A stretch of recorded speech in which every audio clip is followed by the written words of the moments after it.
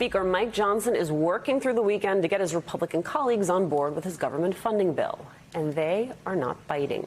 Johnson's proposal includes a measure that would require proof of citizenship to register to vote. Now, of course, it is already illegal for non-citizens to vote. Adding the measure means that even if Johnson somehow gets approval in the House, the bill is likely DOA in the Senate. And the clock, it is ticking. Congress must pass a spending bill by October 1st to keep the government running. Democratic Congressman Joe Neguse of Colorado joins us now. He is the assistant Democratic leader. Good morning, Congressman. Good morning. Congressman, it is, so he's trying to get, Speaker Johnson is trying to basically get his caucus on board. Donald Trump specifically posted on Truth Social for Republicans not to support any piece of legislation that does not have voter ID attached to it. That voter ID is the proof of citizenship that Alicia was talking about. This is a major point of contention for Democrats, in my personal opinion, rightfully so. Can you just talk about where things are with this bill on the Hill? Because at the end of the day, government funding is going to run out. Yeah, well, it's good to be with you all. Look, this is largely a smokescreen for Republicans' true intention, which is they'd like to shut down the government. Former President Trump has been very clear about that, as have his sycophants in the United States Congress. It is a crisis of their own making, and it's important to remember how we got here. A year and a half ago, you all have covered this extensively, Congress reached a bipartisan agreement with President Biden, the Fiscal Responsibility Act, that set funding levels for 2024 and 2025. That is the agreement they are now seeking to breach. Of course, as you mentioned, they have an extreme and partisan continuing resolution. It includes the voting measure that you described, which is a Trump Project 2025 inspired provision. Also, a number of other destructive provisions that would unfortunately impact our country in a negative way. They couldn't even get the votes on that hyper-partisan resolution. They had to pull it a few days ago. At the end of the day, the time for games is over. Alicia said it well. The clock is ticking. They need to work with House Democrats on a bipartisan path forward, as we have done in the past. But, if past is prologue, it's going to take a while for them to ultimately get to the conclusion, which will be funding the government, as we must do. Well, but the interesting part about that is that U.S. Senator and now Vice Presidential nominee J.D. Vance has a different perspective on this. This is what the senator said as he tried to explain his support for a government shutdown. Why shouldn't we be trying to force this government shutdown fight to get something out of it that's good for the American people? Like, why have a government if it's not a functioning government?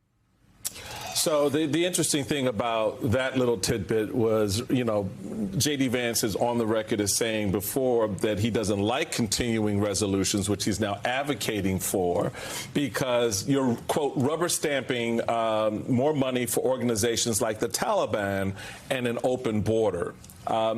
This is the sort of harebrained thinking that has infected Republican leadership, which is feckless on a good day.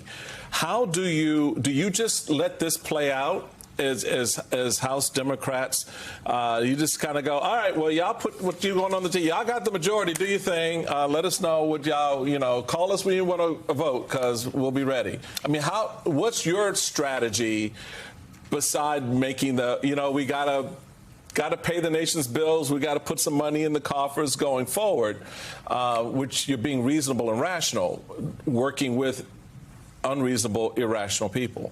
I'd say a couple things. First, House Democrats will show leadership as we have through the duration of the 118th Congress. Notwithstanding that we're in the minority, we have, in effect, had to serve as though we're in the majority so that there's some semblance of governance in the U.S. House. And that is in large part because of Leader Jeffries and his strong and remarkable leadership over the course of these last 20 months. So we'll continue to extend a hand of partnership. But let me just say, that clip that you showed of Senator Vance, deeply dangerous in my view. It's reflective, as you said, of almost this myopically nihilistic view of government, of the core functions of government. It may not matter much to J.D. Vance, but I can assure you it matters a great deal to the constituents in Colorado that I represent, seniors who may not get their Social Security check because House Republicans have decided to recklessly threaten to shut down the government. Our nation's military readiness, veterans, so many core functions of the federal government at risk once again, just so that Republicans can play politics. It's reckless. I don't think that people are going to stand for it.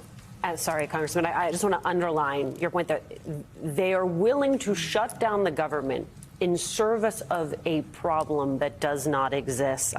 This from the Brennan Center. Since 1996, there has been a law barring non-citizens from voting in federal elections. Violators face potential jail time and deportation.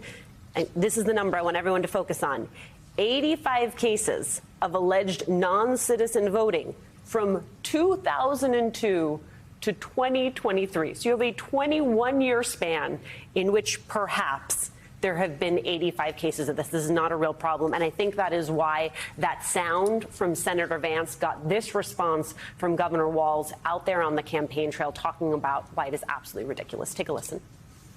Senator Vance said that it would probably be good for the Republicans to shut down government here at the end of the month. Probably be good for them.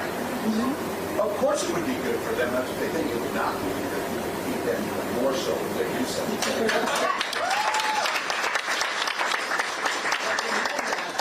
Can you imagine thinking that shutting down government, stopping programs, interrupting things like that you would think about doing that rather than finding a way to get things done, rather than bipartisanly working together?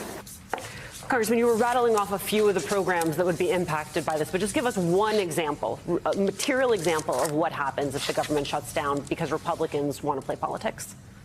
Well, I would say this. First, I certainly agree with Governor Walz, and he's spoken like a former House member who understands, of course, the stakes given his time in Washington. Look, I'll give you a very specific example that impacts folks in Colorado and across the Rocky Mountain West. Wildland firefighters right now are battling the flames of multiple wildfires across our country. Those firefighters are slated to receive upwards of a 40% pay cut if we don't pass a continuing resolution that funds the government in 18 days. So that's just one example of a wide litany of examples, in my view, of why it's so important for us to get this done and why House Republicans have got to get serious, reject the extremism, come to the table, work with us to get a bill to President Biden's desk.